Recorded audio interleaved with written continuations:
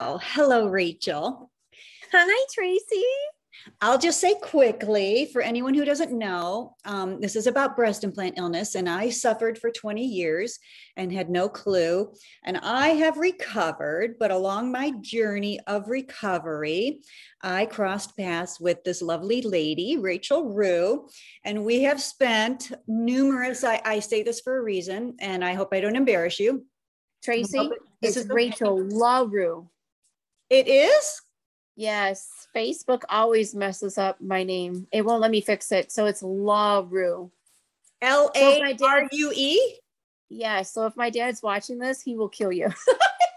he's very anal about Facebook. The last name. He can kill Facebook, not me. I know. Facebook is terrible. So I crossed paths with you, and then we have spent numerous times on the phone together, sobbing uncontrollably, the both of us. Oh, yes. And I have now come to a conclusion because it's happened with not only you and I, but numerous women. Yes. Numerous women get psychological issues, emotional issues, I think, when we get breast implants. And I put my light on so you can actually see my face and how icky it is right now. And yeah, that's why I wanted you on here. So I just lost my train of thought watching you get up. I'm sorry. No, but so I think there's a connection. I would love to get connected with that Dr. Amen and have him do scans of women. Of course, we can't pay for it because we can't even pay for our own removal of our breast implants, but he's a doctor who scans brains. And I honestly, I swear, really, I am 99% sure in the deepest part of my soul that implants are causing inflammation up around the brain on a lot of women. And that's when we start getting all wacky, crazy, suicidal, can't think straight. You can't get along with your spouse or your family. You're short-tempered, you lose. I lost my coping skills. Like I could not cope with anything. I just couldn't function. So now you explanted and then you recovered, but you still suffer from what we are calling flare-ups, and we can't figure it out. And I have Hashimoto's, and I was undiagnosed with it since I was a child, I believe. And then I put the implants in and created a perfect storm. So I'm not sure if you had an underlying issue that was undiagnosed and you put implants in and now you've got all this crazy damage done to your immune system and that's what you're dealing with, or did the implants cause this? So I just want to introduce you because you were like, you're in the fighting world, which I think is awesome. Mm-hmm. And I want you to tell everyone your story, how it has, it almost ruins our lives, but you're still here and you're still having flare-ups and you're still struggling. And this is the permanent damage that people can, I don't know if this is permanent. We're hoping it's not, but I hope not. Damage that this is awful. Possibly could cause for people if you're going to be one of the ones who react. So I asked you if you would mind coming on with your face all flared up. It's not just your face, it's your entire body. Yes. And this is not the first time and you can't figure it out. No, I mean, it's not as bad as when I had implants because I had like the bone pain with it. I don't have the bone pain with it. What I have is because of the inflammation is the nerves that are attached to the bone causes that kind of bone ache, but it's only in my arms. And so I don't really have that as many of those issues as when I had the implants in. Now that I've had them removed, it's been 2.5 years. I had one flare up after I had my implants taken out, and it was far worse than this, like way worse. So I'm like, okay, this sucks. Yeah. Yeah. It was really bad. I was like cracking here and bleeding and cracking on my face. It was really bad. So I said, okay, this is part of healing. We're just going to suck this up. And I remember crying in the shower. It was really, really bad. I'm like, okay, it wasn't my implants. And that was the first thing I said. I'm like, I took these things out for no reason, but really I did. It was the best thing I did because now I don't have to worry about them in my chest anymore.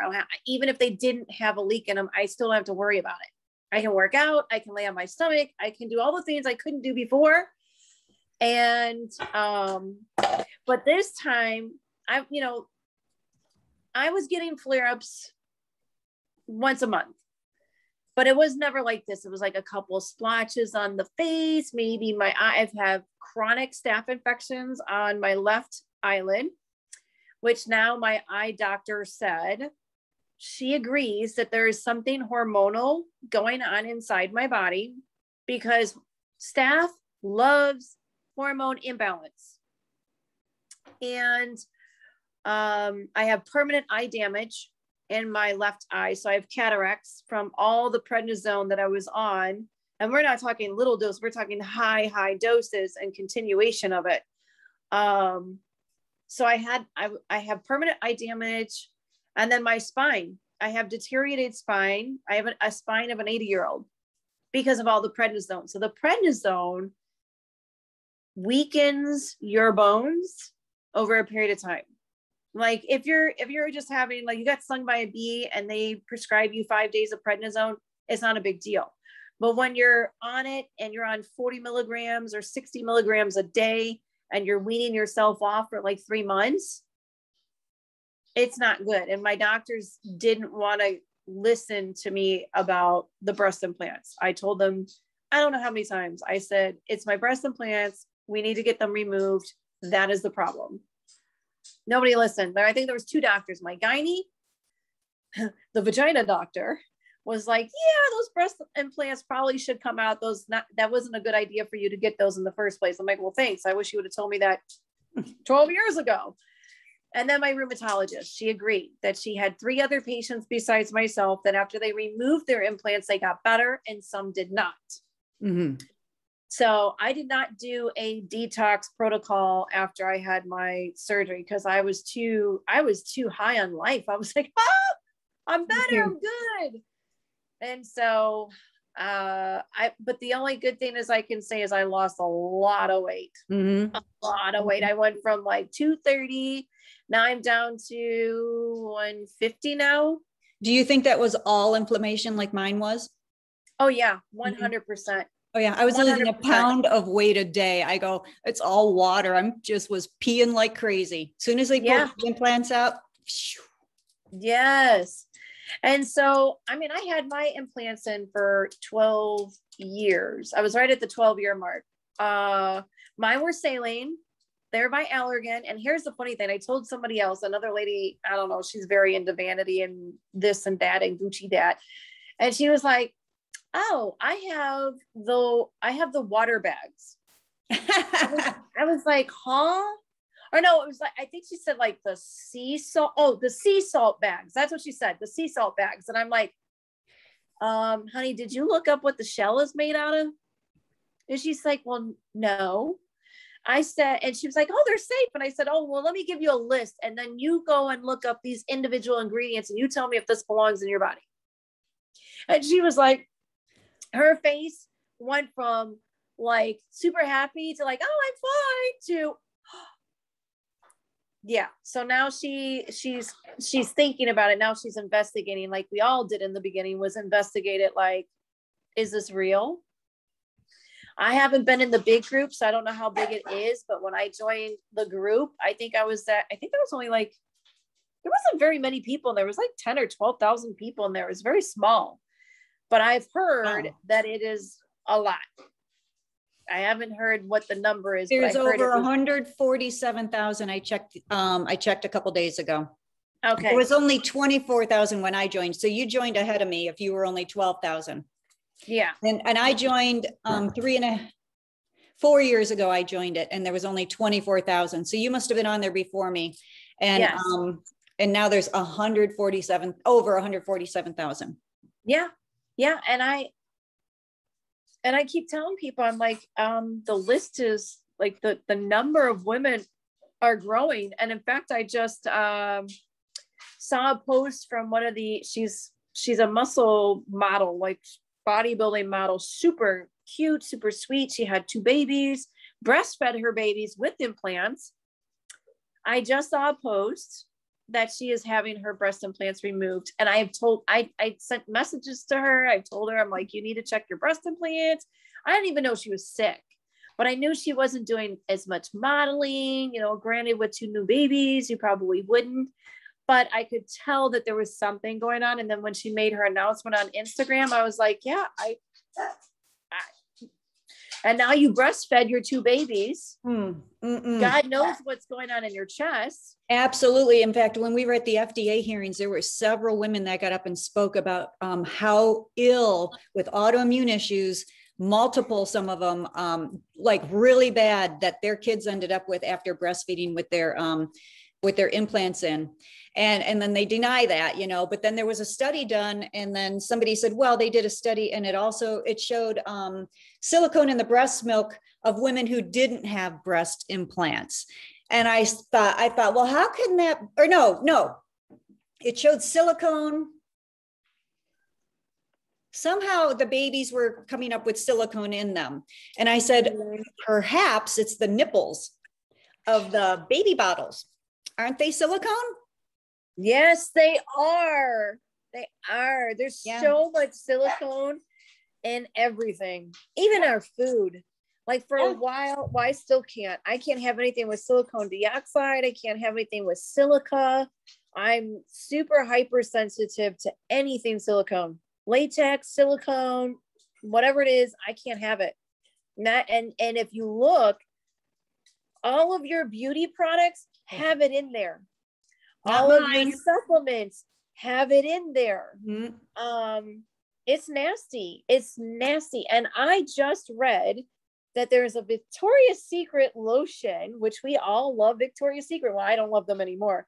That there is an ingredient in their lotion that can change your DNA. Oh my God.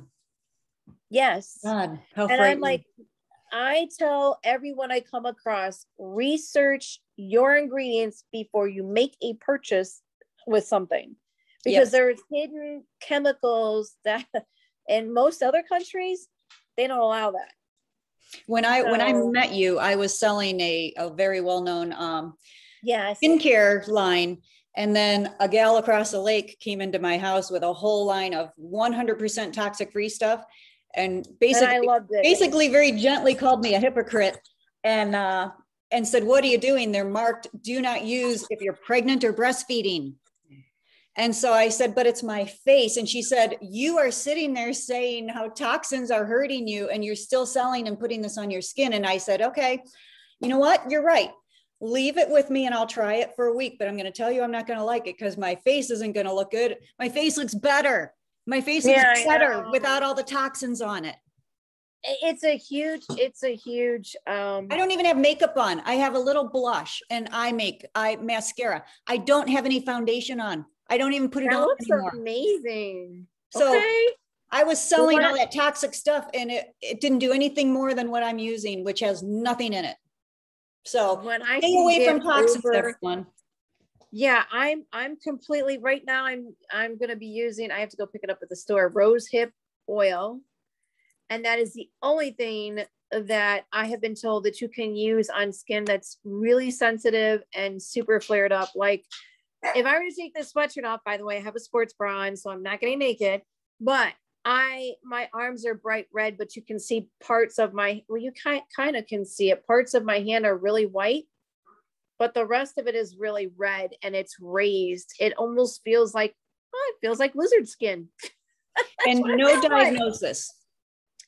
No diagnosis. Gastro. I went to my gastro and he was like, with all the extensive testing that they've done, and I mean, he did over and above and beyond testing. That's one of my favorite doctors. And he even tested me for fungal infections in my blood. He tested me for staph infections. I mean, he tested me for things that most gastros do not test you for.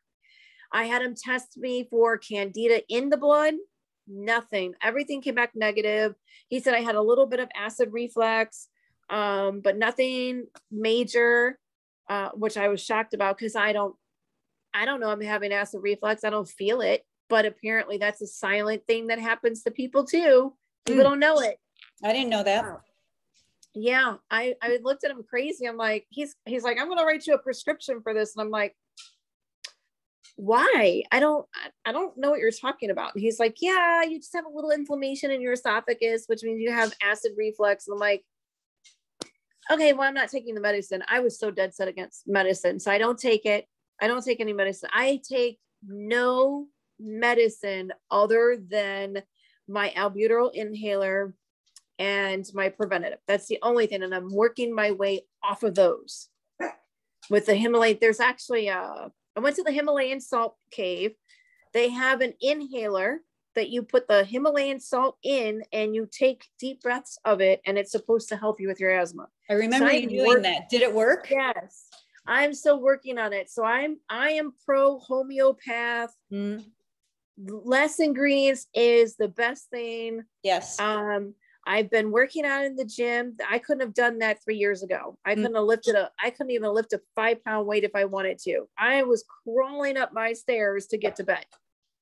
And so I'm working out. I've lost weight. I've built muscle. I've got a little ways to go. I still got some chub going, but now I'm pretty much on a liquid diet at this moment because I cannot eat food. Right. And I don't know what's causing this. So let me ask you this. Before you got the implants, did you have any flare-ups like this ever? Absolutely not. Did you have any issues before the implants? No. You were totally perfectly normal like I was. Yes, I had no issues. I mean, you could go back and look at my modeling pictures and I mean, I'm showing my legs, my arms, my face, nothing. So there's no doubt in your mind it was the implants? Oh, absolutely. Okay. Absolutely. I was too young to go through menopause. I think because I've been documenting my flares, it's usually a few days before I get my period or multiple periods as of late. I get a flare, but they were controlled. I could drink my Par-Arco tea and the flushing would go away. The red splotches would go away and I'm good. But this month was really bad. It was like a few days before my period my cycle, which was supposed to happen. And the problem with it is that I took my supplements, the same supplements I took every day. And let me tell you, I pay more because they're pure and they don't have all the extra ingredients like additives, the fillers. And yes, they fill them with gluten and stuff. Yes. And so I was very, very careful and did a lot of research and a lot of trial and error because some of the holistic stuff I couldn't take either. So I took my supplements and I'm like, oh, great. I'm getting ready to go work out. I sat there and I drank my stuff and I'm like, oh, I feel like a fireball inside. Like, oh, I'm feeling the flare. Something did not agree with my system. And I am like, pardon my French, but I was like, I try to take Benadryl to calm it down, catch it early. No, Benadryl no longer works for me. I took 4 Benadryl and I use the dye-free, the clear, the gel ones. I don't use any of I can't take any solid pills. They have to be in capsule form or they have to be in that gel. I cannot process those hard vitamins or any of that crap. And so, yeah. And I just sat there and I'm like, oh shit, I'm itching. My face is swelling. Oh, this is not good. Nothing was working. My Par-Arco tea was not working. So I'm like, all right, my whole face. By the time I went to bed, I was itching so bad that I had pus oozing from my face. That's why it looks like this right now. It was so bad. And I was like, this is not happening. So I was like, okay, maybe the Benadryl will kick in. I'm going to go to sleep. I'm going to rest. No, I woke up the next morning. It was all over my arms. It started to go down my neck. I had like a little white patch here, like little pale skin. Now it's like all red on my neck. And it's really scary. I mean, it's pretty there. Yeah, it's pretty bad. You posted pictures online and it's really bad. People can't see how bad you are right now. You're really in bad shape right now. You have no idea how much I want to run to the doctor and go get a steroid because I know the steroid will calm this down. But I'm like, no, because what happens with steroid, I'm going to suffer more permanent damage from that drug. It is not a good drug. It's good for like if you get a bee sting or you ate something you're allergic to, bam, quick dose and you're done. It is not meant for someone to be on long periods of time, especially high doses. So, but that wasn't the only medication. It was 22 other medications on top of that I was taking while I was sick with my implants. But each one of those pills that I was taking caused another thing to happen. Right. So then there was another pill for that. And I found that really interesting that some of those pills end up going down a rabbit hole. Yeah. And you can't get out because all the medications are linked and now you're stuck. Yes. Yes. Allergan makes the eye drops that I need. I have no oil glands in my eyes. They are permanently gone. There's nothing they can do to bring them back. So every hour I have to give myself drops. Guess who makes those drops? Yeah, Allergan. Not a fan of Allergan, are we? No. So I found something by Boron that is natural. It's homeopath, and I can use it in my eyes, and I feel so much better than I'm not giving money to a piece of shit company like Allergan. I already told my eye doctor, I said, I'm gonna bring this to you so you can see, because if you get a patient like me, this is highly recommended as opposed to your chemical induced, God knows what's in it, and you're putting in my, I can't have preservatives. They tried that a couple of times with eye drops, and they couldn't figure it out. They're like, my eyes were swollen. I'm like, okay, I can't do this eye drop. There's something wrong with it. And they're like, it must be the preservatives. I can't have any preservatives whatsoever. Right. Yep. Yeah. I remember when I was young, I got contact lenses and my eyes just turned beet red, and my dad couldn't figure it out. And it was my dad who finally figured it out, that it was the thimerosal preservative in the Bausch and Lomb. And my eyes just, so I react to stuff like you, but not anywhere near as you, but I understand having reactions. Mine are not anything like yours. Hi, sweetie. It's the only, oh, I love you too. Okay. No kisses. Not right now. Sorry. My dog wants to go on. That's stuff. So it's not nearly as bad like being on my deathbed, because I can remember the day before surgery. I said, okay, God, if I don't make it, that means you have wanted me somewhere else. Like I said, just take care of my babies. If I make it through surgery, great. But I already made amends with God, and I said, okay, take me. If this is your will, go ahead and take me. And I remember saying that the night before I went for surgery. I had complications the next day during my surgery. My surgery was only supposed to be 3 hours. Mine was 6.5 hours. Dr. D. Wolf was great. He got all the capsules out. He scraped my rib cage, because I sure felt that one. Videos and pictures so that there's no capsule left in my body at all. But he went in there and removed it, capsulectomy, and one breast implant was leaking. And he said, oh, well, saline implants are notorious for faulty valves. Okay, well, why didn't anybody tell me that when I got these stupid things? You know what I'm saying? Like, why didn't you say that? And there was mold growing around the faulty valve. They tested it and it was mold? Yes. Yes. I still have my breast implants. I still have my capsules. Don't ask me. And I have all the slides from all the pathology. Don't ask me how I got them or why I got them. They gave them to me. Hey. Sorry. So my saline implants are on the shelf in the other room, and they're totally empty now with just salt crystals in them, but they're still inflated. They're still inflated. You can squeeze them, and they're full and inflated, and you can squeeze them, but there's salt crystals in them, and they're totally empty. I remember when you brought them to Doubters Grove, when we did that whole picture in the documentary, which, by the way, is still being worked on. Well, it's a lot of work. I don't even know if Busted has been released yet. Documentaries are a lot of work.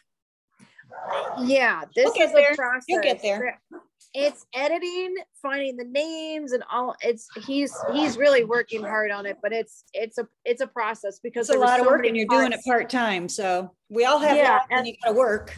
Yes. And I mean, we still want to do some follow-up with like Tara, because now she's got her diagnosis, and now we know what's going on with her. So it'd be good to connect with her. Go back. Tara, she's got the Tara Lee.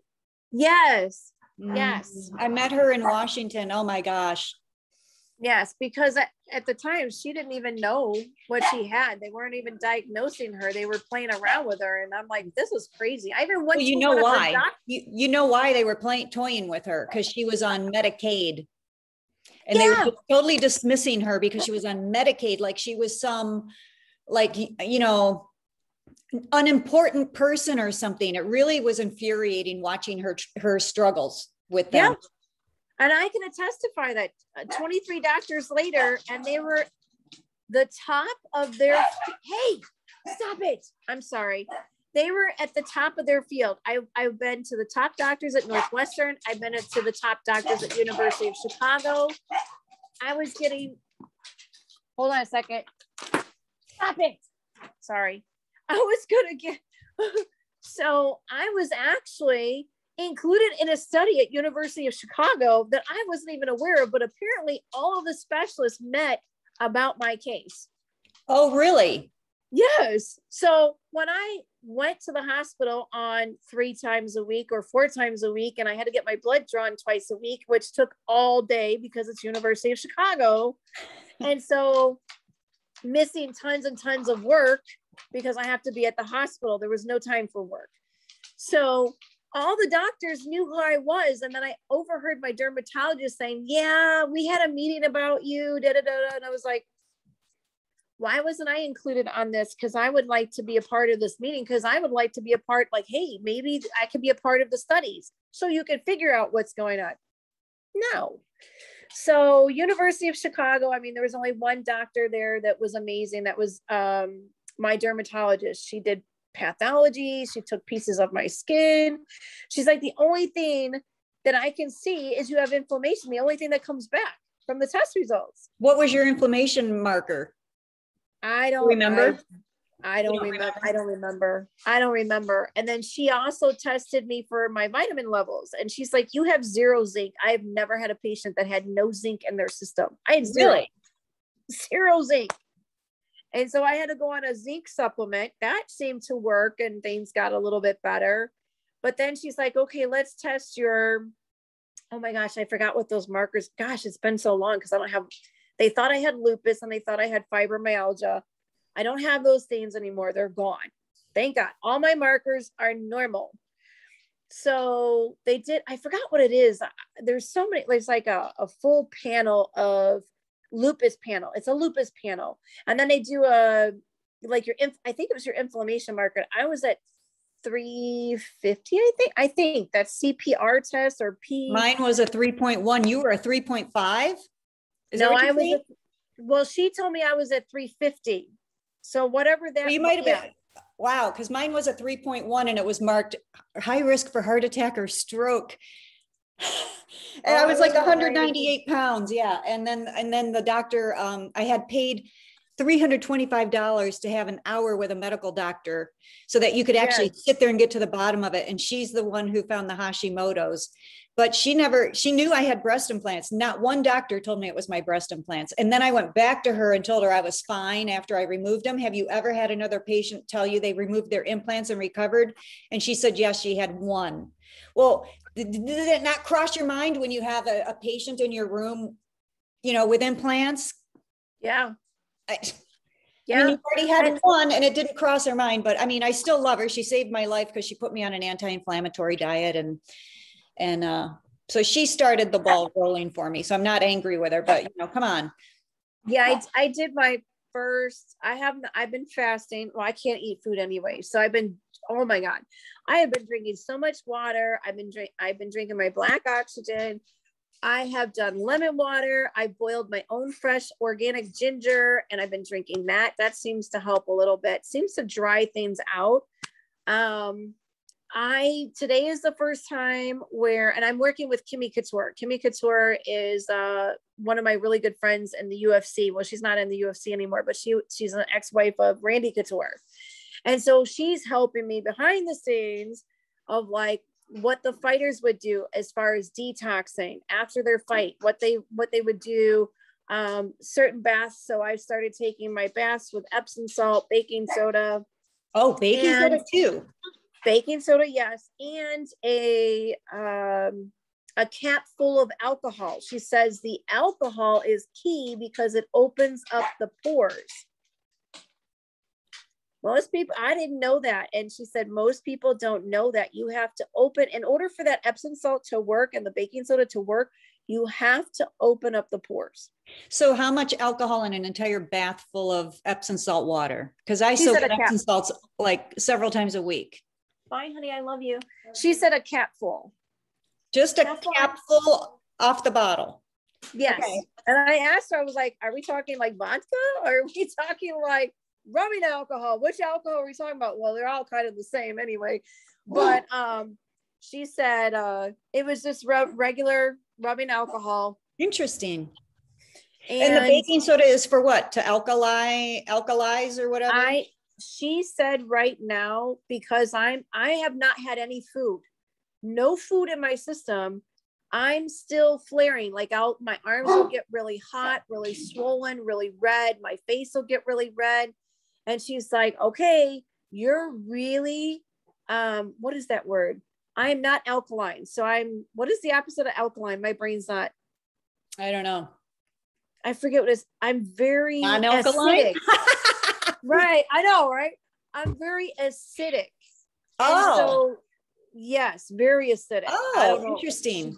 Yeah. And so she said, so this is what I had this morning. I had kale, lemon, cinnamon, acai.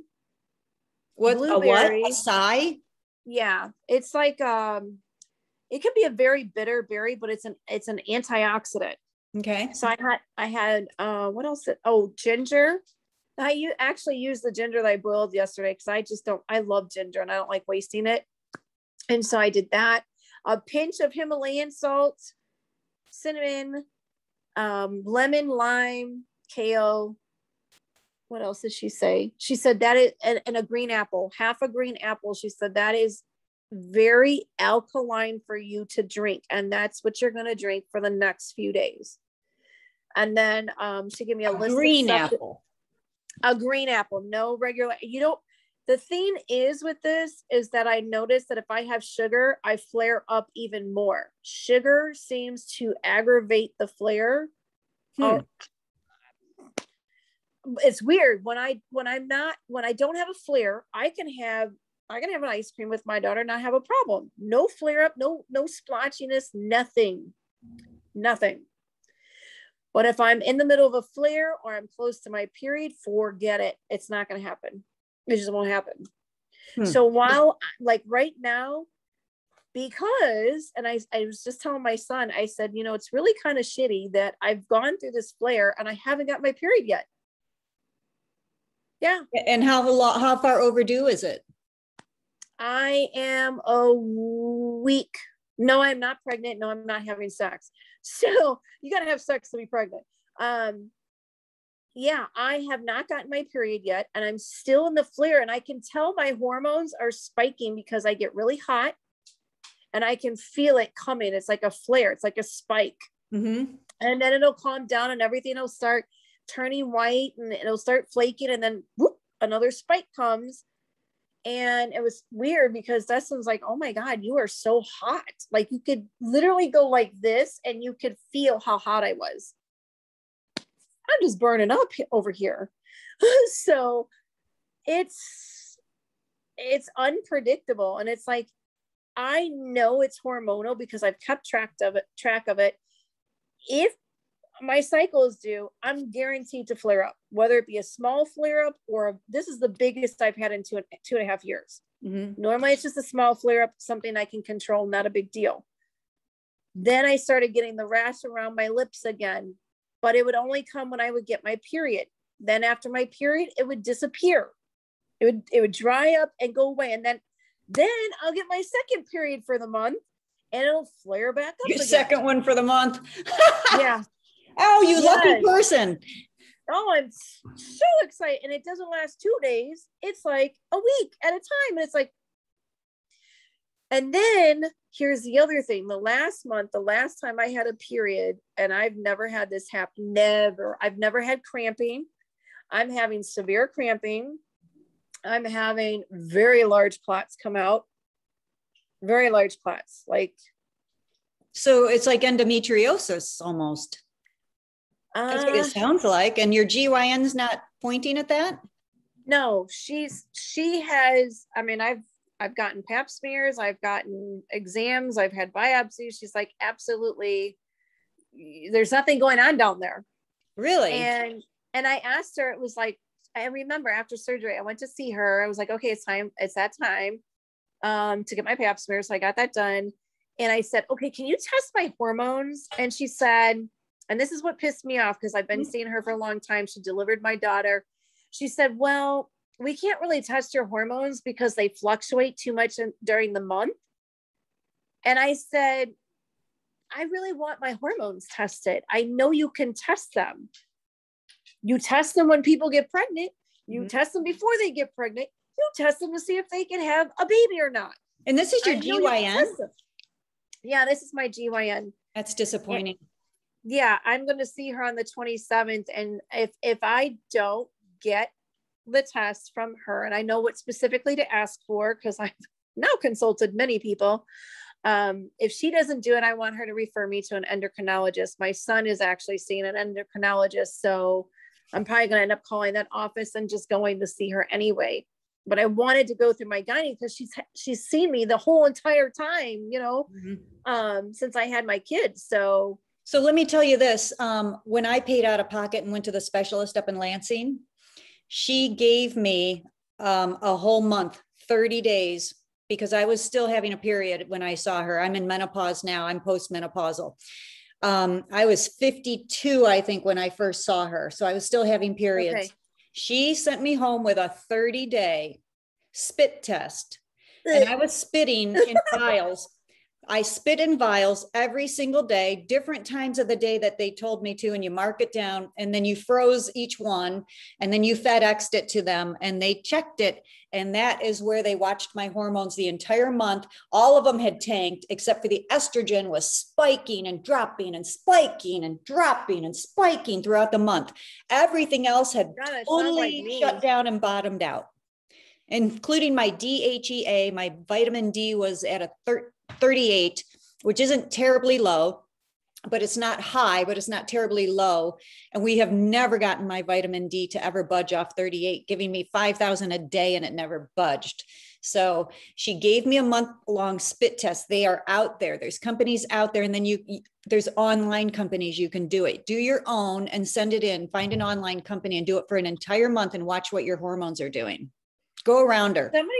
Somebody else told me about it's like a pee test. So you pee, same thing with the spit. You pee certain times of the day. Oh, I'd rather pee than spit. Yeah, I don't like the spitting. I hate spit. I hate when I see somebody spit. I almost could vomit when I see somebody spit on the ground. It's like, yes, it's so disgusting. Please don't spit in my driveway. I walk to the mailbox in my bare feet. Stop spitting in my driveway. Yes, that's one of the biggest thing about, one of my turnouts about men is spitting. It's disgusting. Spitting. Find a place to spit and don't pick your toenails in my bed. I'm just kidding. Spit. So, but yes, but I'll show you, like, I have a top on, so no, I'm not getting naked, people. Y'all don't want to see me naked. I'm very red. No, but you do want to see this rash, because if you're considering breast implants, which, let me just put a disclaimer on here while she's showing you. I don't push to have them banned, but in the deepest part of my soul, I think they should be. But I have friends who have them and they don't appear to be reacting. So right now, proceed with caution, and you've been warned is all I say. You may react, you may not. Yeah, this is pretty calm. Oh boy. Right now, but I mean, it's gotten to the point where now it's spread on my back. You can see it's all down my chest. Like, now it's going down, and I'm like, please don't go to the nipple. Please don't go to the nipple, because that's going to be very painful. So it's getting worse. It's not getting any better. It's getting worse. It's getting better. It's calming down. It's calming down, but still spreading. Still spreading. It's still spreading. It still itches like a mother. And the mornings are the worst for me. So when I get up in the morning, everything's white. It's clear, normal looking color skin.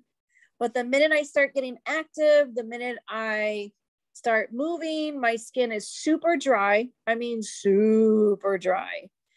And it causes itching. And it doesn't matter what I put on my skin, like it soaks through my skin so fast. So I've done the coconut oil, I've done the almond oil. Now I'm going into the rose hip oil, which I heard very good things about. So I'm going to try it. I've tried everything else, might as well. But it almost sounds everything. like you're drying out from the inside, like whatever you put on topically, you're like a sponge anyway. Yes. Like it's almost not like it's the product. It's your inside is like a dry sponge. Something's not right. And everybody was asking me, what did they ask me? They were like, are you drinking enough fluids? I'm like, are you kidding me? I'm peeing every 30 minutes. I'm drinking enough. You know, I haven't eaten. I am like, I want food. I want to eat. Everybody in my family eats, and I can't eat what they're eating. Destin goes, hey, do you want some, you know, French toast? And he had blueberries on it with bananas. And I'm like, oh my God, I really want some, but no, I can't. Can you eat gluten? I can normally, when I don't have a flare, yes, I can have gluten. I've been tested for that. They did mast cell testing. They did biopsies of my small intestine, large intestine, my stomach, my esophagus. He did 2 in different areas of each compartment of the gut area. And so he said, nothing came back. No mast cell, nothing. He's like, this is what he said. He said, Rachael, you are an anomaly. I said, no, I'm not an anomaly. It's just, we haven't hit the right department in the body to figure out what is dysfunctioning. Right. And I'm pretty sure it's my hormones. And I'm like, you know, it doesn't surprise me. I mean, I've lost a lot of weight. I'm working out in the gym. I probably triggered, I don't know. Maybe I'm going through that time of life. I don't know. I'm getting multiple periods a month. What the hell is that? It's not normal. That sounds like endometriosis to me. I don't know. Yeah, I've never had that. I don't have any well, the last time I checked 2.5 years ago, I did not have any inflammation of my vagina. My vagina was intact and in good shape. Came past with flying colors. I don't know, but I did do some research. Those who are like, if you're premenopausal, if you're going through menopause, you can have an issue with your progesterone. I don't know how to say it, whatever it is, where that spikes and your body can't handle it. Too much progesterone causes all kinds of disruption and issue. Right. And if you take estrogen without the progesterone teaming up with it, you have all kinds of issues too. That's when you end up with cancer. You need them both in the system. Yes. And so I was like, am I going to be at the point where I need to have a hysterectomy or my ovaries removed? That's not good, because then I have to do artificial, you know, hormone replacement therapy. But I've been talking to other women, some with breast implants and some without breast implants, who said that they had to go through hormone replacement therapy because they were just like me. Oh, really? With all the flares and everything? Yes, they had rashes and weird things. And like, it was hormones? Yeah, I mean, hormones. So once, Rachael. Yeah.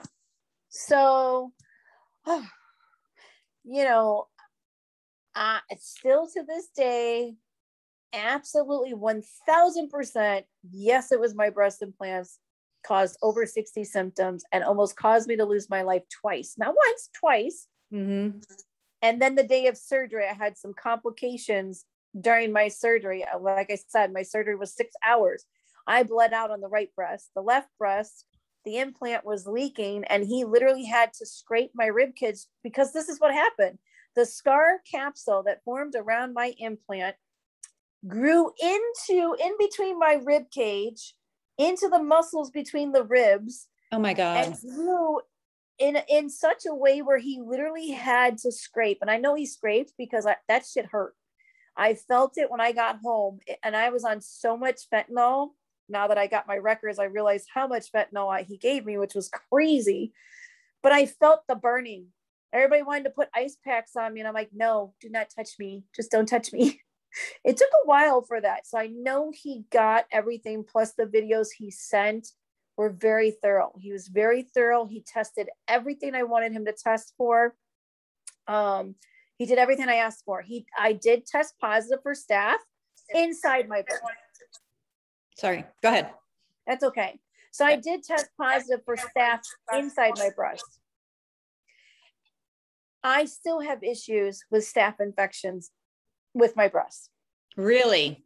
Oh yeah. Well, how do you know that? I mean, how do you know you have a staph infection in your breast? Because we have women on the pages that post all the time that they itch along the scar lines, and I'm one of them.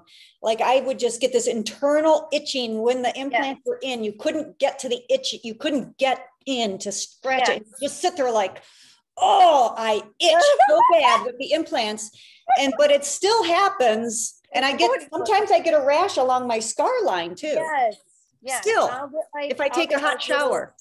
Yes, I'll get like little red bumps. I know I have issues with staph specifically on my left breast. My nipples were oozing yellow stuff. I had it tested and it was positive for staph. Oh, wow. Yes, I went on 3 different oral medications. It didn't work. I begged and begged and begged. I think I made a couple posts. I said, please just hospitalize me. Give me through the vein just so we can zap it, like get it out of my system. And so what I'm learning is once you have staph, you're pretty much stuck with it. Staph. Oh, really? So you're just a carrier now? I guess so. And you know what's crazy? I might be then too, because it tested in my nose several years ago. Yes, I had it in my nose too. In my sinuses, I tested positive for it. I had sinus surgery. She tested me and she's like, yeah, you got staph infection and we need to clear that up ASAP. Yeah. It's not good. It's not good because it's too close to your brain. So they want to, zap it. So I had that. I had chronic sinus infections, chronic, like I couldn't even breathe through my nose. My mouth, my throat was so dry because I had to breathe through my throat. And I had things that I have never had in my life. I was 117 pounds when I got my breast implants. I was 230 by the time I went to surgery. Yep. So you can't tell, and you can see, and I was looking at some of my old pictures, like when I first got them, I was thin. I was around, 10% body fat. I was doing really, really good. And then over time, you could see the weight coming in. I wasn't eating. I was eating clean. The weight was coming on, and then more weight was coming on. By that time, I was a size 16. I'm like, what the hell is happening? Something's wrong. And the bigger I got, the worse I got. Yep. That's when like every single bone in my body hurt. And I can tell you, it felt like somebody was ripping my skin off of my bones and crushing them with a hammer. That's what it felt like. Mm-hmm. It was the most excruciating pain on top of the itching, on top of the constant burning on my skin. The big lesions. I mean, I had craters in my skin. I think I posted some pictures on my big account that got taken down. I don't know. Big Pharma doesn't like me too much, but that's okay. Okay. So what do you do for work?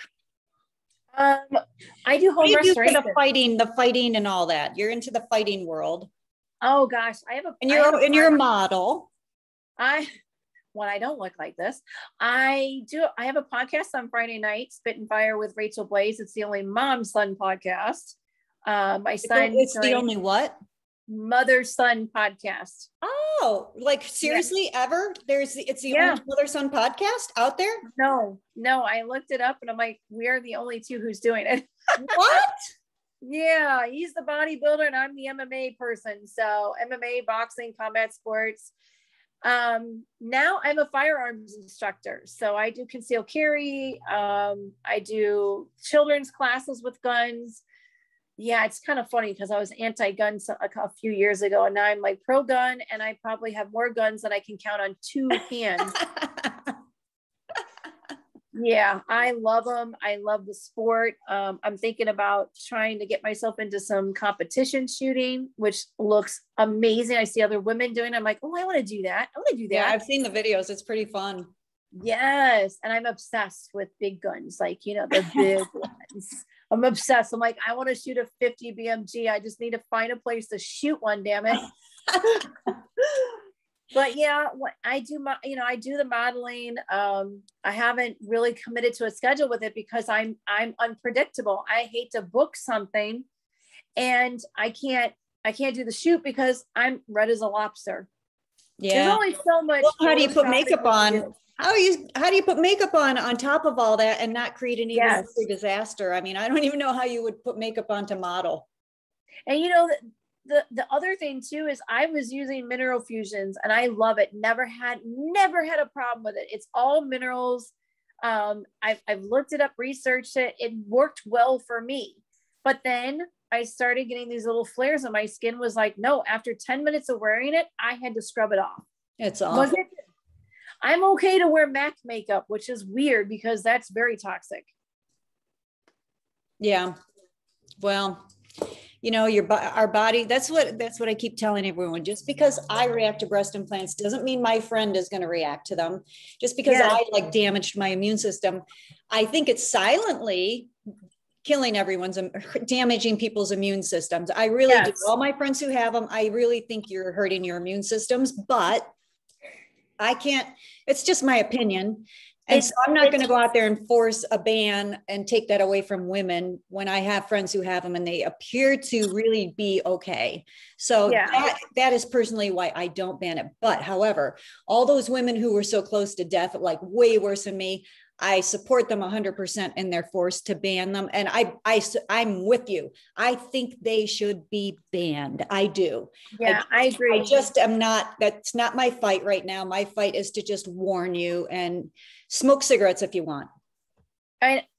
Or you could smoke marijuana. That might be better for you. Or you could just eat edibles would be better. But no, I mean, if you want to smoke cigarettes, a carcinogen, you want to put which I think they're carcinogens in your chest, on top of your lungs and your heart, that's your right as a person. It's not my right to take it away from you, but I do think they should be banned.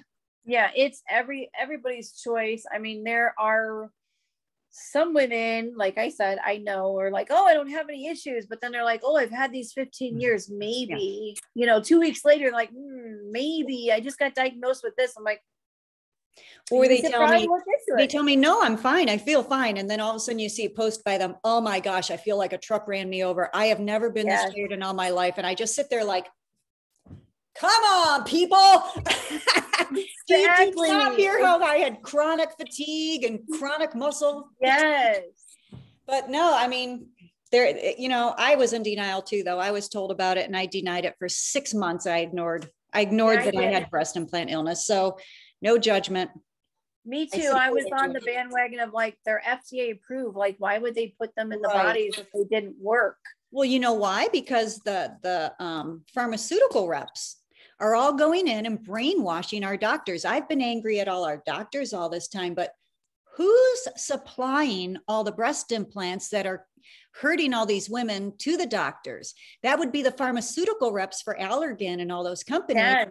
And they're not telling the doctors that they're dangerous. These doctors truly seem clueless. And I believe them. I believe most of them. That they really, truly don't know that these are dangerous because those pharmaceutical reps are going in there and telling them that they're safe. And then the doctors turn around and put them in us thinking that they are safe because they believe the pharmaceutical reps. The pharmaceutical reps are going to rot in hell. You know what? They're going to go down. They should be one way or the other. People are not talking about the pharmaceutical reps. They're talking about the FDA and the manufacturers. We have legal pushers out there hurting women. Yes. And here's the thing. I mean, that if you got billions of dollars, here you go, FDA. We did a couple of studies, but here you go.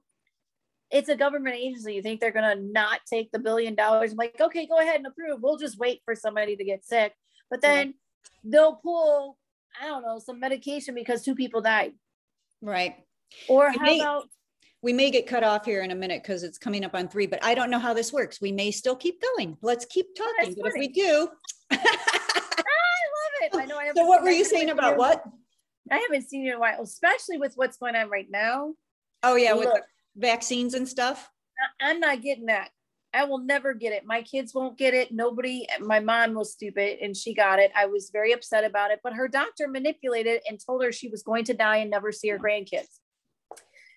I have researched that. I have looked at the chemicals in it, the mRNA, whatever crap. I've looked at it and I'm like, absolutely not. I have learned my lesson. I will never put another foreign juice object in my body ever again. It's frightening when you're one of the chosen ones like us who have reacted. I call us now the chosen ones. And I think we are, because they picked a former broadcaster, somebody involved in the fighting world, and a model. All the people, look at all the people in the breast implant illness community who have gotten ill. Yeah. There's a lot of well-known people who have gotten ill who have now come forward. And I think it's because it's a God wink. I think this was meant to be, I was supposed to become ill and then warn people. That's what I feel now. It's like a calling. I have a couple of Facebook pages, a couple of groups on Instagram, or not Instagram, on Facebook that I started. One for families, because men and children can't get in the big group. It's only ladies. Yes. I loved that you did that. Yes. I haven't been active in it because I'm like, just been trying not to think about it. Like, I'm trying to think positive. I'm better and better and better. So now it's like, okay, I'm going through this flare. But the other thing too is I'm going through the flare, and I didn't want people to see me and think, oh, it really wasn't her breast implants. But you know, people need to know the truth, and this is your truth. This is what's happening. Like, there's another gal, don't name her name. She pulled hers out, and then she was diagnosed with PCOS, POX, or whatever it's called. Or POCS, polyovarian cystic, whatever syndrome or something. So she is now thinking that this was not her implants, and it was actually the POX.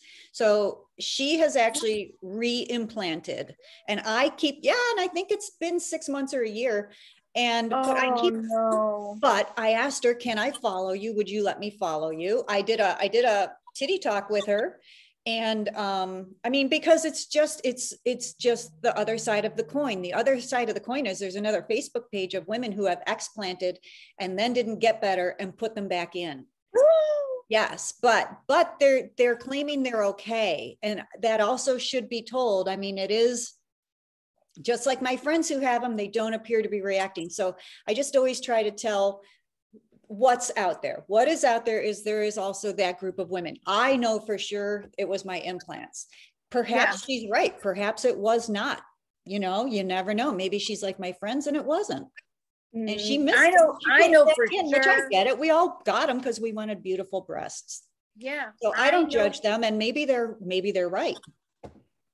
I know for sure it was my implants, because I know what I felt prior to getting them, and I was on top of the world. Life was great. I was working out. I had, I don't even know why I let an agency tell me that, well, you're not going to get enough gigs. You're not going to get enough modeling gigs, compared to this girl who's got fake boobs. You should really take a look at your saggy boobs. Yep.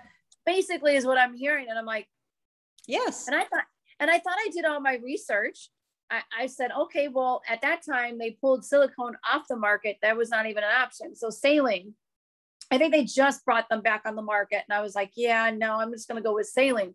But nobody's told me that the shell was actually made out of silicone and all these other toxic chemicals. Mm-hmm. Who puts formaldehyde in your body? Benzene. Dead. Yeah. Yeah. Formaldehyde is embalming fluid. Why would I want to put that in my body? Mm-hmm. But it's part of the implant. Why would you put arsenic in your body? Right. You can't eat it, but it's part of the ingredient. It's part of what the implant is made out of. Nickel. Yes, nickel. When I spoke at the FDA, and I sat down, a researcher, I don't know what her title is, but she was researching women who were suicidal. And she told me you're 3 times more likely to commit suicide if you have breast implants in. And she was trying to figure out why. Again, I think there's fluid up in our brains. She asked me when I sat down, because I openly said that I had suicidal depression with the implants, and I told the FDA. And And I said, I don't think enough people are paying attention to the suicide rate of women with implants in, and somebody did a study. And she said, are you allergic to nickel? And I said, I don't know. I said, she said, do your ears get sore when you wear earrings? And I said, oh yeah. And my fingers will turn black. They'll turn black and they'll bleed. My ears will bleed. And they could be really expensive earrings. But if it's got nickel in it, I'm doomed. And so these I wore to my son's wedding, and the whole set was $5, and it's all nickel free. And a gal across the lake gets on Facebook every morning and sells it. And so I just sit there and watch, and I'm like, I'll take number 6. And so now I can wear earrings again because they don't have nickel in them and they're cheap. And I'm a cheap person. I'm a frugal person, so I won't buy jewelry anyway. I love jewelry. I said somebody's going to be highly disappointed if they ever break in this home, because there's nothing expensive in here. It's all like, right? Someone goes, oh, that plate must have cost a fortune. I go, no, that was $14 from TJ Maxx. No. And I don't have any real jewelry. I think it's foolish. It's a waste of my money, our money. I, given with everything that's come out about what's currently going on in the medical tyranny and the pharma tyranny, I mean, people should really start asking questions. Why? Don't just accept what they're feeding you and choke it down. Yes. And then don't get mad at people who do question it and then find stuff. Don't just ignore it. Yeah. Because we were told they were safe. I was never diagnosed with this. I was never diagnosed with breast implant illness. My friend who's a registered nurse told me. That's insane. No doctor. None of the doctors. Some women I didn't even know saw my story or saw my post because somebody shared it, and she's like, do you have breast implants? And I'm like, yeah. And she's like, you should really take a look at Nicole's page. And she sent me the link, and I'm like, I didn't look at it for like 2 weeks. I'm like, yeah, no. But I got so tired of going back and forth to the doctor and having my blood drawn 4 times a week. And I was like, I'm done. I'm a pincushion. I'm over this. What's going on? So I took a look at it, and I'm like, and even then, even when I went into the group, I'm like, yeah, this is not me. You guys, I don't know what's going on with you people, but this is not me. I like that there's been numerous Facebook support pages that have branched out now from that page, and each one brings something individual to the table. Like Christina Rowland, who I'm going to talk to tomorrow. I love her. If she was in my life, I may not have gone down the rabbit hole. She's just love yourself for who you are. But she went down the rabbit hole too. So now she's trying to stop people from going down the rabbit hole and just love yourself for who you are. So I love that. There's so many support pages out there that I am on several. And in each one, you'll get something different out of. So if you need a support page, there are tons of them out there. There are tons of them. They have state groups. They have, I have the Midwest group. We used to meet all the time in different parts of Illinois. I'll probably start doing it again because I think I need to reconnect with some of my breastie sisters. Yeah. I haven't connected in a while. Pretending like everything's okay. I was doing okay. I was feeling okay. I was controlling it. But now it's like, okay, rude awakening. I am still dealing with issues, and there doesn't look like they're going to go away until we figure out what the root cause of it is, which may take more time. I mean, I went 8 years and still didn't know what the hell was wrong with me. Rachel, what's in the doorway above your head? Is that a colada? Yeah, I'm Irish, girl. Hold on, everybody. You're gonna die. Stop it. Are you serious? You're gonna die. You know what, too? I have the identical one. Oh, that's amazing. Look at us. I love it. That's beautiful. And there's my cilantro. I always end every post with cilantro. Now, hey, you know what? I'm coming to Grand Rapids, Michigan. What? I'm only 2 hours. Come see me. Come stay with me. I have my whole basement, because my mom passed, is wide open. It's like a whole entire house down there. Like you get the whole Are you serious? House. Yeah. I'm going to be there. You don't even have to see me. The 19th, the 20th, and the 21st. I'm going there for a Of weekend August? conference. Yeah. There is a weekend conference with General Flynn and some of those people. And I was like, well, we'll talk about this privately. Nobody else. Yeah, we'll talk about this privately. A general chit chat. I'm going, but I'll be there. So you're 2 hours away from Grand Rapids? Yeah. Oh, I'm sure we could make it down that way. Yeah, so we'll talk about it, but yes. So I'm hoping that this isn't permanent damage that you have, and that this, I will say I'm 3.5 years post-op and I still feel like I'm recovering. Like I thought I bounced back and was perfect. I'm still seeing things that are clearing up for me and changing for me. I don't know if you can see it. I'm going into the light so people can see. It's kind of, it's gross. Somebody said, there's questions here. You wanna? Yeah. Well, they're saying, hey there, thanks for all the info. Hello, beautiful warriors. White spots could be fungal. That's from Christina Roland. Sorry, Christina, I will get your name down. I've been calling you Roland. Terry said, like, oh my God, Rachel, I've always been afraid to eat food too, but I do. Very little because I still have to get myself totally diagnosed. I have a new doctor and I love her. She's currently doing tests. I flare up in my stomach. I hate this, feeling 7 months pregnant all the time. Yeah. Christina, bone broth would be amazing for your gut, Rachel. Yeah, I love bone broth. I have organic bone broth. Terry said, look, I forgot about the bone broth. Aren't you supposed to make it instead of buying it, Christina? I've noticed that sugar also makes me feel inflamed. I've been menopausal at 38, but I definitely need more testing done. See, now I can eat sugar and I'm fine. But if I eat any dairy. Are you serious? Yeah. Oh, I can't have any dairy. I look like I'm 9 months pregnant. Yeah. I think I took a picture right after I had surgery and my stomach was like, woo. But then after I calmed down a bit, my stomach went down, but then I was having weeks and months of my stomach looking like I was pregnant. Yeah, it took a long time for that to go away. I'm telling you, that just stopped after 3 years for me. Yes. But I had to realize it was food I was eating, like legumes and dairy, which I can't believe it was legumes. Poor Rachel, I feel so bad for you, all this crap you've been through, shaking my head, Terry Sedlick. Let's see.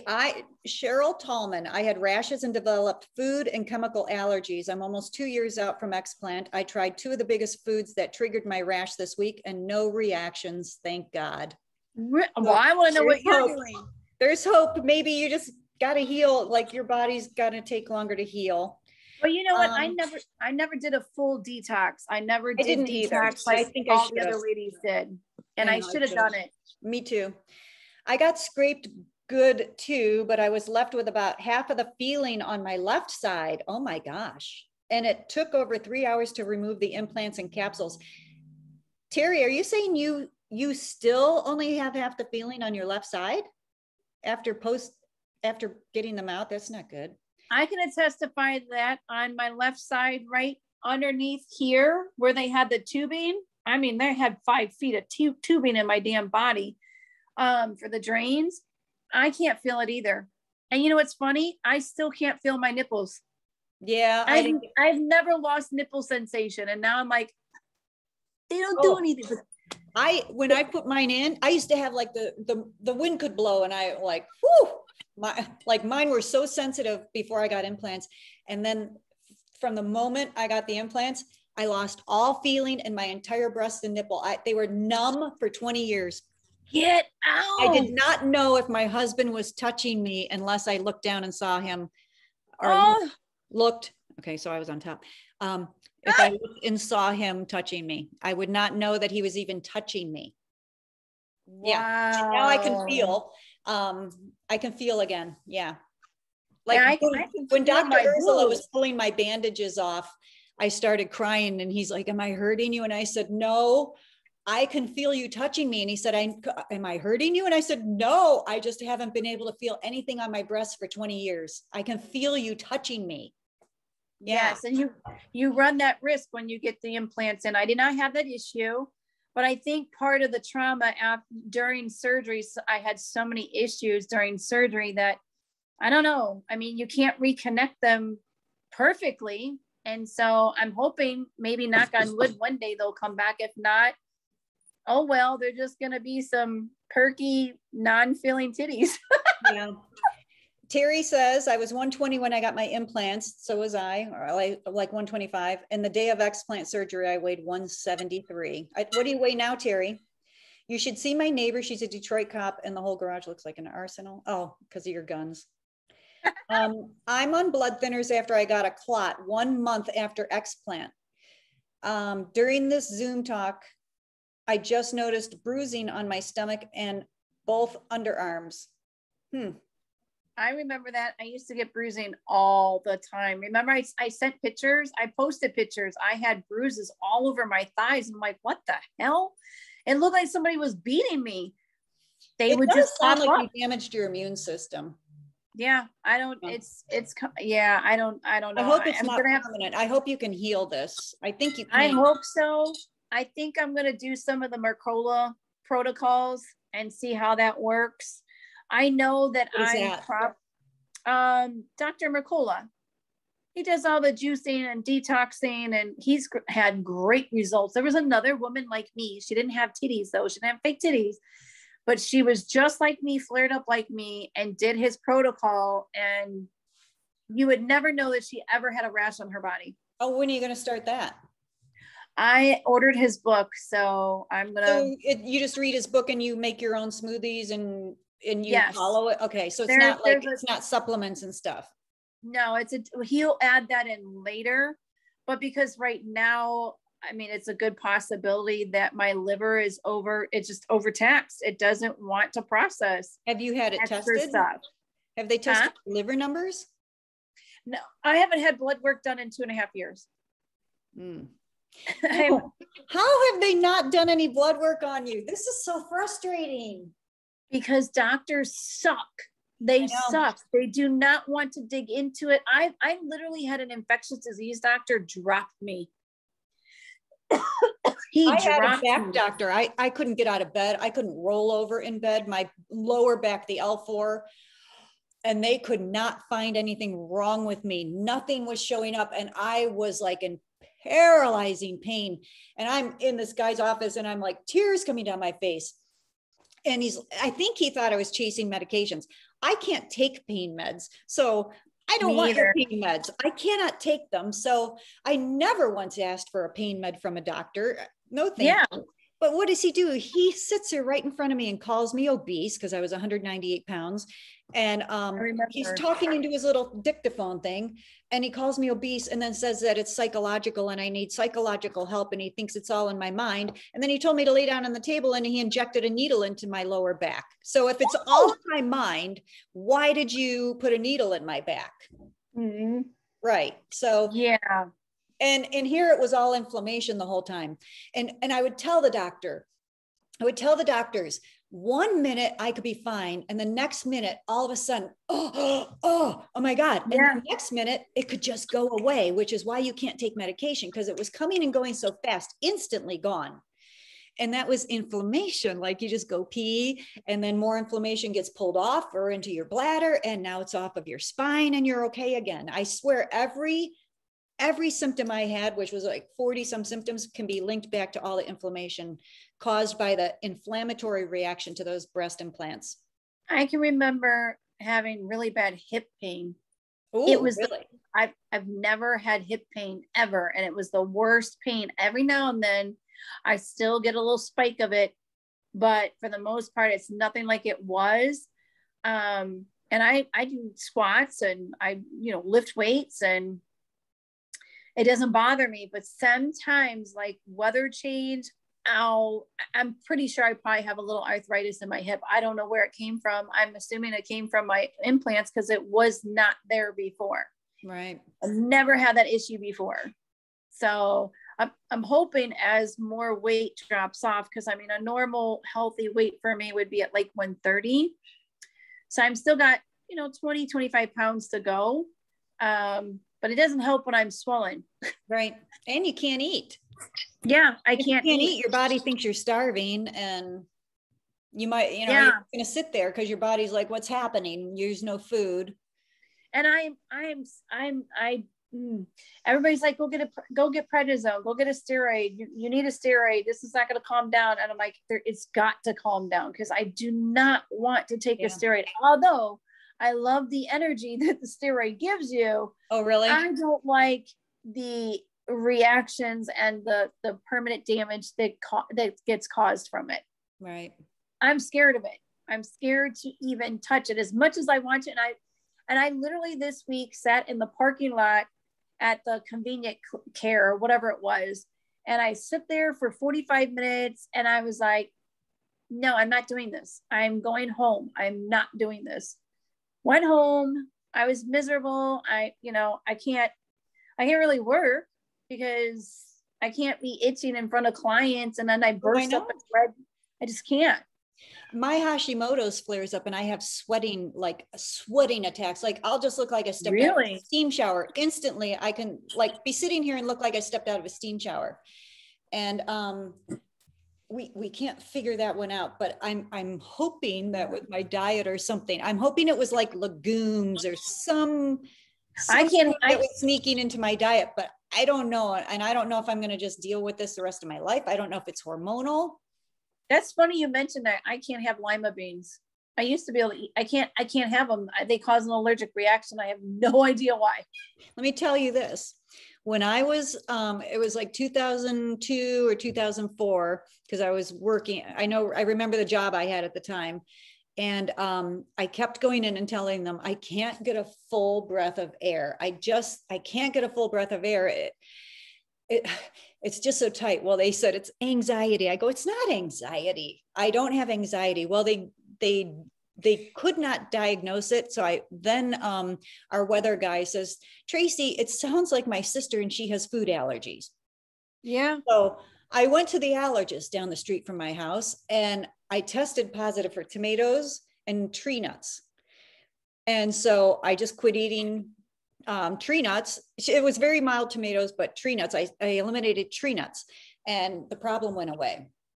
I got tested in January, this past January. I had a whole full allergy panel done on my back. Same here. Nothing. I reacted to nothing. I had the implants in when I got the first test. Me too. And I was allergic to everything. I didn't react to anything this time. What? Wow. What? Mm-hmm. That's eye-opening. See, I want to get to that point. They're like, now, however, we did a food sensitivity test online. My husband and I did a food sensitivity test. I don't know if it was Everly or something, or Everly Well or something like that. And I think it was you poked your finger and then put it on a blotter and it will tell you what foods you're sensitive to. And my husband's came out like off the charts compared to mine, to the point I was like, they must have got these tests mixed up. This has to be mine and not yours. And his was chicken. Like I've never heard of anybody reacting to chicken. You know what? It's the processing and the antibiotics and all the crap. I can no longer eat beef anymore. It doesn't matter if it's grass-fed or I cannot eat it. I can eat ostrich, but I cannot eat any beef whatsoever. And I'm starting to get to that point with turkey and chicken. Are you sure this is an Epstein-Barr virus? I know I have it, but I'm not sure. I wonder if it's an Epstein-Barr flare-up. Well, what does that do? What is Epstein-Barr? It's the root cause of mononucleosis, but it sits dormant in most people. Like they think that most of the population has it and doesn't know it. And it just sits dormant at different stages in people. And I wonder, like, I have heard that animal protein can flare it and feeds I know I have it. I know they told me. I want to have them test you. It's a simple blood test. Oh wait, you got a doctor who wants to do a blood test. I know I have it. I know I got diagnosed with that. I mean, see if it's flared up. See if it's rearing its ugly head right now, or if it's dormant. It'll tell you if it's active. But would it cause a rash like this though? I don't know, but it's worth looking into. Okay. I'm sure they can test to see if it's active or not. Yes, I know at the they time can. when they tested me, it was inactive. It was not active. Right, but you have it, so it could flare up and it might be active. I wonder if this is something like your Epstein-Barr virus or something, because I have it also. Can I just get a new body? Can I just go back to before the implants? And you know what? I always think like what my body would look like and how it would age if I didn't get breast implants. I'm like, I just got robbed because I never got to go and grow old gracefully. I know. That's the other thing. Breast implants and all these flare-ups and these inflammation, like it ages you. It sucks. Mm-hmm. I had horrible dry skin when I had the implants in. Yes. It was like a sponge. I couldn't keep, I itched and had horrible dry skin. I couldn't keep my skin moist enough, like your struggle right now. Yeah. And once the implants were gone, I'm fine. I remember when I had implants, I couldn't sweat. There was no sweating. I never sweated. Yes. I never sweated until the last 5 years. The last 3 years of the implants, all of a sudden I was having all kinds of issues and this massive sweating started, and I've yet to get rid of it now. So like I said, did I possibly damage my immune system? Yeah. And I wonder if an endocrinologist could analyze that and know about your immune system. I don't know. I always thought it was the gut. I mean, because they say your immune system is your gut, but I've had all that looked at extensively. Nothing wrong with those areas. Yeah. I even had him test me for parasites. He's like, I have never had anybody ask me to test them for parasites, but I will do it for you because I would like to know if that's a problem. Really? Because I was going to go ask if I could get tested for parasites. I don't think that that's uncommon. I eat a lot of sushi. I know, me too. I love sushi. And I love ginger. I would rather eat the ginger than the sushi. Me too. I love this. I love the ginger. Yeah. And they're like, how can you eat that? I love it. I love the spice. I love it. I just love the texture. I like how it crunches. It's just amazing. Look, I sound like a ginger commercial. I don't do any detoxing, just eating clean. I still can't eat gluten because I look pregnant from bloating and constipation. Yeah, we hear you, Cheryl. All right. Thank you, Rachel. Some of those ladies that have like this distended stomachs, it could be Sibo. I tested negative for it. It's almost as if write that down. What's Sibo? Sibo. It's S-I-B-O. Oh, S-I-B-O? Yes. Okay. And they have to diagnose it through biopsy of your stomach. And so it's something like where your body produces extra gas and then there's two ways to do it. I'm sorry. You could go to a specialist that has the breathing test and you can blow into it and it tests the bacteria that you have in your gut. And if you have too much bacteria, you have an overgrowth, which is Sibo. It's so weird. Trust me, I've had all the tests. I know what all that crap is. And that's a gastroenterologist. You have to go to a gastro for that. Gastro. We'll just stick with gastro. Okay, yeah. So that's a gastro doctor. Because I do suffer from nausea. I've been suffering from nausea since before and after the during like the last 5 years, the sweating and the nausea. And I have that. You haven't left. I have nausea. There are moments where I could eat and I feel nauseous right after, or I don't have a meal and then I feel nauseous. Yes, I have that too. Or you put it in front of me and just the smell, I'm like, yeah. Oh, I can't eat. And my husband's like, you're starving. I go, I don't know. I can't eat now. It's almost and like I start gagging. It's almost like your senses have heightened, kind of like when you were pregnant, everything got heightened. Yes. And it's like your body is on high alert. And it could be somebody's perfume and I want to throw up. Oh yeah. Perfume and cologne. Oh my gosh. There was a gal at a radio station here in Detroit and she filed a lawsuit years ago, like 20 years ago or 30 years ago, something on the radio station because another coworker wouldn't stop wearing perfume or cologne. And she was highly sensitive and she had to take them to court to get the person to stop wearing the perfume or cologne because they were so inconsiderate. They wouldn't stop wearing it for her and didn't realize how ill it makes me feel to smell your perfume and cologne. I feel like my lungs are just like, yes. Oh, can't and do my it. whole body just feels poisoned immediately just from a Yes. sniff of it. And you just sit there like, and I sit there going, oh my God, I almost can't breathe. Oh my God, Yeah. that's so awful. It's so awful. And it smells Same thing with- wonderful. I'm not knocking it. It smells wonderful, but oh my God, what you're doing to me. Same thing with household cleaners. Yes. I can't, if they're not oil or like vinegar and water, or Yep.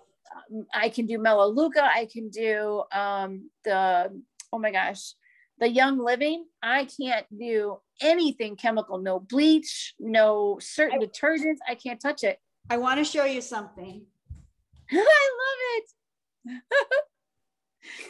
I want to show you something because you mentioned Melaleuca, and I'm not knocking Melaleuca. I am just saying they are now hiding nicotine and MSG in natural flavorings. They hide all kinds of toxins in perfumes and other ingredients, and our FDA allows it. And when you call and you tell them, I want you to disclose what that is, they don't have to because it's a trade secret. And I love Melaleuca products. I do. I love the smell of them. This is their disinfectant. What I'm telling you is look at the ingredients. Do you see on the very bottom here with my bad nails right there? It says other ingredient. 95, almost 96% of all these ingredients in here are other ingredients that they don't have to disclose. So only 4 point whatever percent of this is legitimately toxic free. What are the other ingredients in here that we're breathing in when we use it? That's what upsets me about a lot of these companies. Now, I think this is one of the safer ones you can use if you want like some nice, clean smelling stuff. So I still use it. But if you look online, there's all kinds of complaints that they are almost just as toxic as others. I don't know. And I'm not saying you are. Don't come after me. I'm just saying, quit hiding behind your labels. Or like proprietary blends. Yep. And natural, I looked up what natural is. Natural can be aborted babies that they use in their seasoning. It's disgusting. When I looked it up, it's bad. What America gets away with compared to other countries. They'll ban it in Europe and we'll still carry it. Yep. Like red food dye and stuff. It takes us forever to remove stuff. And I truly believe that it's meant by design to weaken the people and keep them sick. Why? Because it keeps big pharma in business. It's money. It's all about, we are walking commodities for these people. Yep. And until we start doing research and start checking our products and stop buying them, they're going to realize we need to change something or we're going to go out of business. Right. But if people don't do it and they just go about their life and they don't think about it, I have to research everything. I have to. If I don't, then I could potentially make myself sick or sicker. Right. And things that people tell you, this is great. This is great. Well, it might've been great for me and my body, but you need to research it yourself before you put it in your body. Yes. If it worked for me, it might not work for you. It's unbelievable. I mean, like battery acid. Man, stuff like that, and even like paint thinners and shit like that is going into our food. It's going into our seasonings. It's going in, and it's all proprietary blend. And you're right. They do not have to tell you. They do not have to disclose to you what that is because of the FDA. Yes. Mm-hmm. So gotta love the FDA. And you wonder why there's such who loves the FDA? Show of hands. Who likes the FDA? Not me. I learned a lot. Who trusts them? I learned a lot when you ladies went out there. So did we. It was so eye-opening. The thought that you have to exchange your saline implants every 2 years. Every 10 years. They said 2. Oh, who said 2? It's every 10 years. You're supposed to replace them, but they don't tell you that. Well, at the FDA meeting, I heard 2. I heard one of the companies say 2.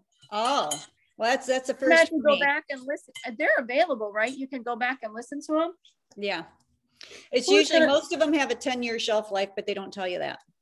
Yeah, no. I've heard some women say, oh, no, it's a lifetime device. No, every 10 years. And then if you have silicone, you You have to get an MRI and insurance does not pay for it. And MRIs are not. And let's talk about mammograms real quick.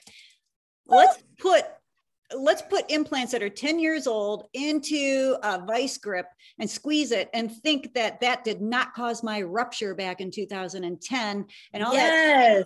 And who knows if there was any contaminated saline in there or any contaminated fluid around that implant and capsule that went into my whole system, because in 2010 is when I went down for the count big time. I had them 20 years. It was after my rupture and replacement when I really went down for the count. Even to this day, I will not do a mammogram. I won't. Yeah. My doctor's like, just go get one. I went and got one. I think they give you too much radiation. I got one because I had a lump. I have a lump right here on my scar. But the first week after my surgery, he told me not to lift my head, and I lifted my arm and put a shirt on, and I felt it pull. And I told him, and so he just kept telling me to massage it. So I got an ultrasound and a mammogram, and they said it's nothing. It's probably just scar tissue, and then it's probably encapsulating around it, the scar tissue.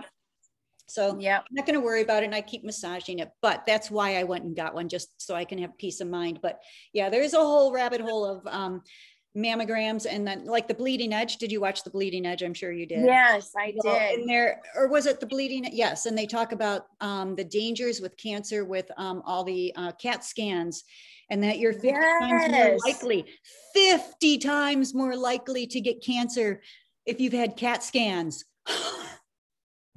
I know. And that's all I ask for is just tell us first. I'm not saying ban CAT scans. Just tell us the warnings. That's all. Yeah. And let us have informed decision or informed choices. But they like to hide those things. I've noticed. You just can't. They don't do it. Yeah. They don't do it. And it's with almost everything. I have not seen anybody like do a warning like, oh, you should probably, like for a ride.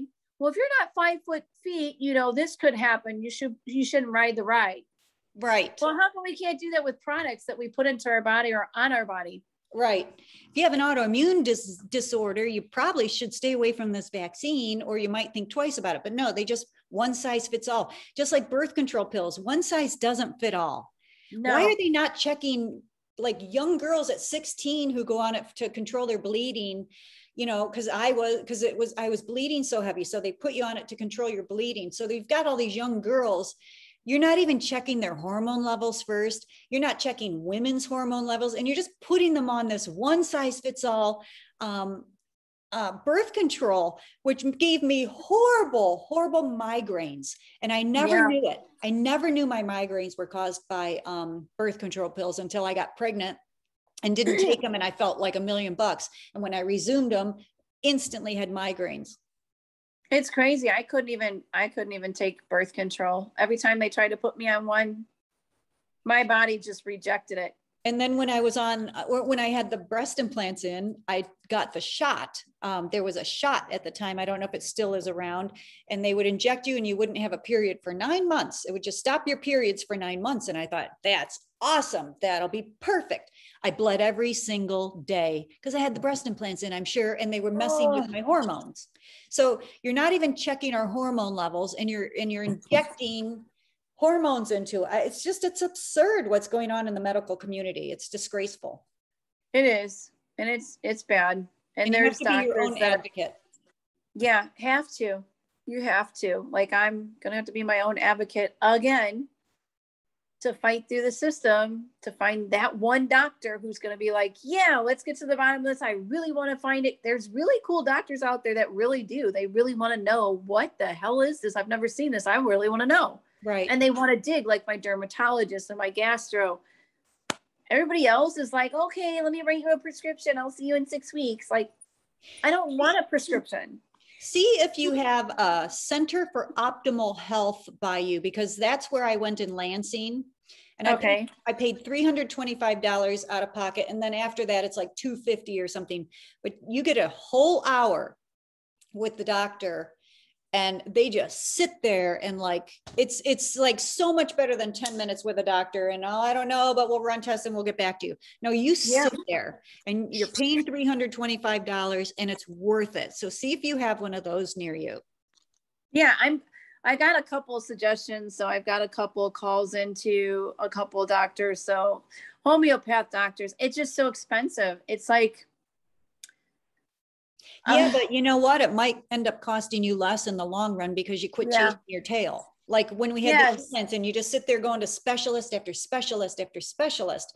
So if you can just get to one person like I did, and she started leading me down, like it was inflammation and food and Hashimoto's, maybe it's worth a try. Yeah. Who diagnosed you with the Hashimoto's? Was it a naturopath? No, it was it was a actual medical doctor, but she was like a naturopath. She was into the natural healing and, you know, bioidentical hormones, she was telling me what to, you know, put me on a really good anti-inflammatory diet. So she was much better than any of the medical doctors that I had seen up until that point. And she retired, unfortunately, after I got my breast implants out. But yeah, it was at the Center for Optimal Health, and she was an actual medical doctor, but she was more like a holistic, natural doctor than a medical doctor. And it's probably why she was there, because she didn't want to be in the medical community and pushing stuff on people. Yeah, those are very hard to find. I found one at the convenient care right down the street here, totally different one. And he was super nice. He was like, because I thought I had bronchitis. No, I did not think I had COVID. No, I've never gotten tested for it, nor will I ever get tested for it. It's so stupid.